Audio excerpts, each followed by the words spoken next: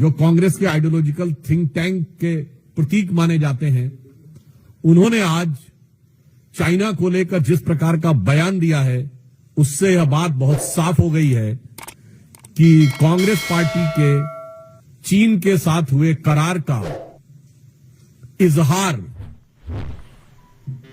Sam Pitroda ने दिन दहाड़े कर दिया है। प्रत्यक्ष रूप से साफ साफ दिखाई पड़ रहा है। और ऑन द लाइटर नोट मैं कहना चाहूंगा, हिंदी में कहावत होती है, गुरु गुड़ रह गए और चेला शक्कर हो गए। मगर यहां जो चेला है वो तो गुड़ रह गए और गुरु चीनी हो गए।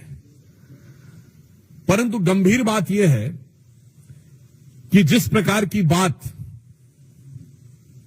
सैम पित्रोदा जी ने कही है, वो भारत की अस्मिता, भारत की कूटनीति और भारत की संप्रभुता पर बहुत गहरा आघात है। उन्होंने इस प्रकार की बात कही कि चीन के साथ तो किसी प्रकार का विवाद ही नहीं है, जैसे भारत ही अग्रसर की भूमिका में, यानी आक्रामक मुद्रा लिए हुए। और ये कोई उनका अलग बयान नहीं है। जो ओवरसीज कांग्रेस के चीफ हैं, यानी समुद्र पारी कांग्रेस के प्रमुख हैं।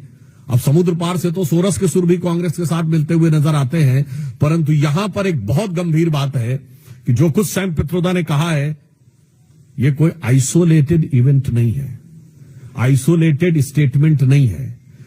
इसी भाव और इसी विचार के अनेक स्टेटमेंट राहुल गांधी पहले दे चुके हैं। याद करिए, राहुल गांधी जी ने विदेश में क्या कहा था कि चाइना ने बड़ा संघर्ष करते हुए ऊपर उठने का उदाहरण प्रस्तुत किया है उन चुनौतियों के बीच से।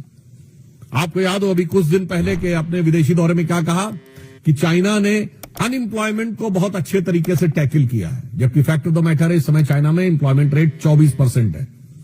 2023 में जनवरी से लेकर जुलाई के बीच में अनएम्प्लॉयमेंट रेट वहां पर बढ़ते बढ़ते हो गई 17-18%। और उन्होंने फिर जुलाई 23 से जनवरी 24 डाटा देना बंद कर दिया, फिर डाटा का बेस चेंज किया और जनवरी से लेकर अगस्त के बीच में किया, फिर बदले बेस पर भी वो 24% हो गई। मगर राहुल गांधी जी को उसमें बहुत महान चीज नजर आती है।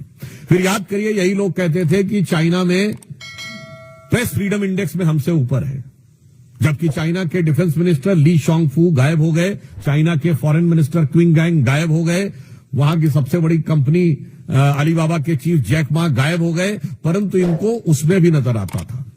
अब आप आइए, इसके बाद उन्होंने कहा कि इकोनॉमिक ग्रोथ बहुत शानदार की गई है। ये सारे स्टेटमेंट्स हैं। और इकोनॉमिक ग्रोथ की फैक्ट ऑफ द पोजीशन यह है कि 2024 में दुनिया की सबसे बड़ी रियल एस्टेट कंपनी, जो एक चाइनीज कंपनी थी एवरग्रांड, उसकी लिक्विडिटी हो गई। हांगकांग कोर्ट ने कह दिया लिक्विडेट कर दिया जाए। चीन के ह्यूनान प्रोविंस में कई बैंक्स बैंकरप्ट हो गए, कितनी रियल एस्टेट कंपनीज बैंकरप्ट हो गई, दैट इज वन अदर।